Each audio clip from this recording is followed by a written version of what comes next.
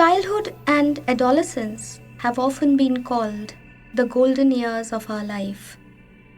For a young girl stepping into adolescence, her biological existence should add to her sense of self-confidence. Hello everyone, I, Aparna Singh, will share a story where my protagonist has a different story to tell. This story is called School. The stench emanating from the toilet was sickening. It was next to the boys' toilet. Navigating her way towards it through the crowded corridor, dodging untoward attention, had been a Herculean endeavor. Once inside the toilet, Aditi was not sure if her skirt was stained or not. How embarrassing it would be! Seized by an onrush of panic, she wholeheartedly wished to vanish. The piercing sound of the school bell jolted her back into this awkward quandary. With myriad doubts pacing through her anxious mind, she prayed that she should find someone who would give it a quick, reassuring survey. Somewhat regaining her composure, perhaps reconciling with her situation, she reluctantly walked back towards her class. Once again, the fear of being watched by smirking eyes choked her with worry as she stumbled through the unending corridor. The towering white walls closed in. Gingerly entering the class, she was greeted with questioning looks. Seema, her sitting bench companion, flicked her the "I know it all" look from the corner of her eyes. She discreetly gestured towards Aditi to guarantee that all was well after stealing a quick glance. Back at home that day, she desperately wanted her mother to empathize, to understand her desire to stay away from school for the next few days.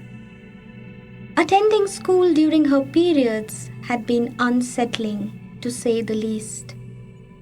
Their sneering gaze haunted her.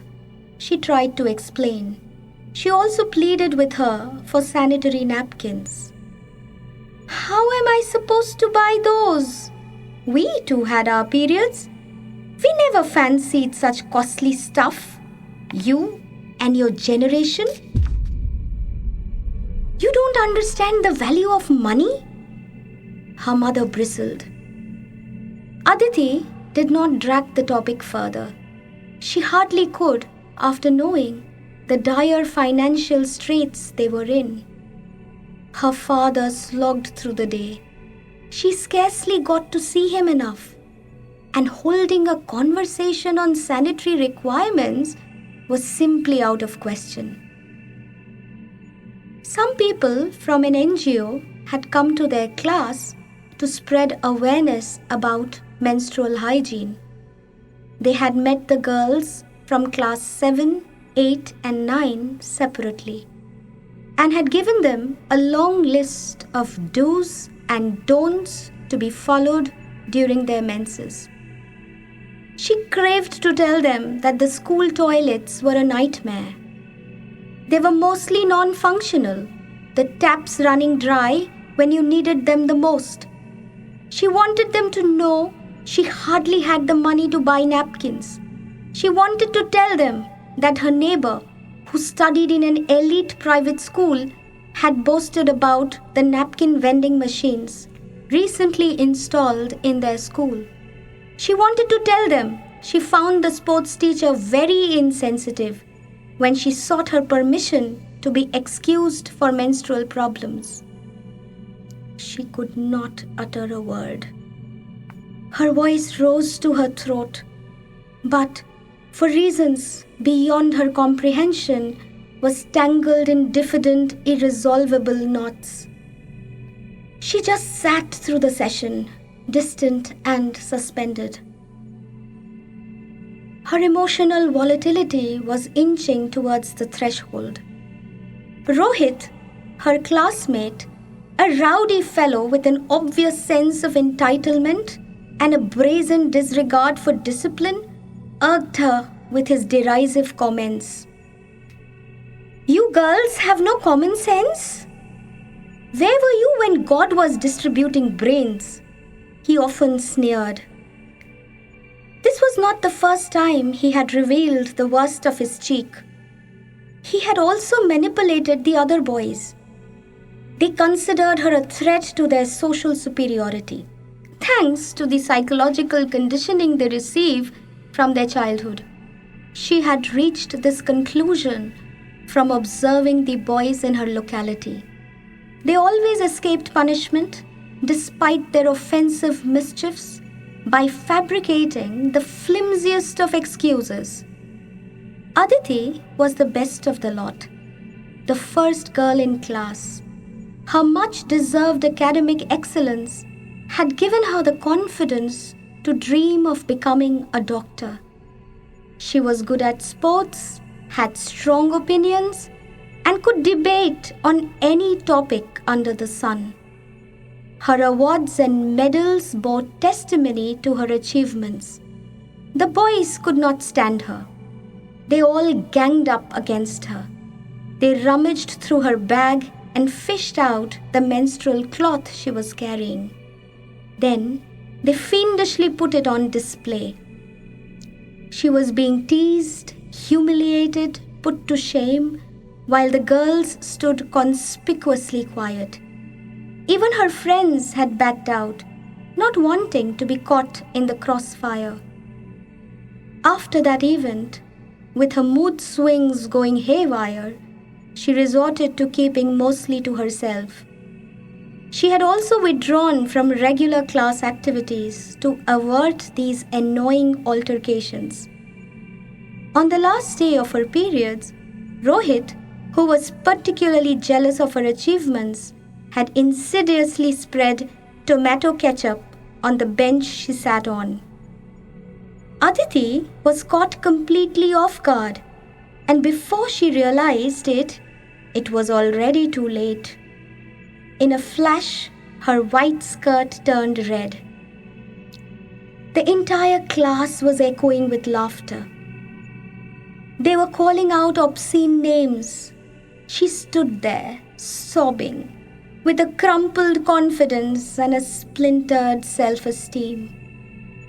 When she went to the infirmary for a replacement skirt, the teacher uncharitably remarked, "You girls should be more careful. How can you not notice something like this?" Aditi's attempts to explain were rudely cut short. The next day, she was summoned to the principal's room. They had also called her parents. The notice outlined her inadmissible behavior, succinct, brief, and harshly dismissive. It clearly stated that such acts would not be further condoned. In case they were repeated, the school would be compelled to take stern disciplinary measures. The nebulous technicalities of an official letter did not sit well with her mother. Aditi unflinchingly spilled out the entire incident to her, every small detail indelibly etched in her memory, waiting fervently for words. But when the details finally took shape, they were composed and surprisingly collected. She had shouted back at the boys and thrown the duster at Rohit, hitting him on the head. There was a mild bump on his temple that day. The precision of her aim had pleased her. It assuaged her anger. Secretly, she cherished those moments and even felt redeemed. The notice, however, came as a shock. She had expected the school management to take her side. They were the ones she had always looked up to. How could they not understand how callous and insensitive Rohit had been? How could they not see that experiencing menarche was a normal thing? How could the girls be made to feel ashamed of their bodies? Innumerable questions crossed Aditi's mind that day. As she stood there, standing quietly by her mother, pleading with the principal, Aditi had made up her mind once and for all. She would never go to school again.